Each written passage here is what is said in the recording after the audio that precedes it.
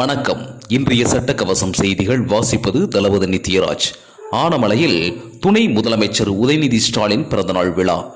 கோயமுத்தூர் மாவட்டம் ஆனமலையில் தமிழக துணை முதலமைச்சர் உதயநிதி ஸ்டாலின் பிறந்தநாள் விழா ஆனமலை ரங்காராம் பூங்கா முன்பு ஆனமலை பேரூராட்சி மன்ற தலைவர் கலைச்செல்வி தலைமையில் கட்சிக்கொடி அவைத்தலைவர் சிங்காரம் சீனிவாசன் ஏற்றி வைத்து இனிப்புகள் வழங்கி கொண்டாடினார்.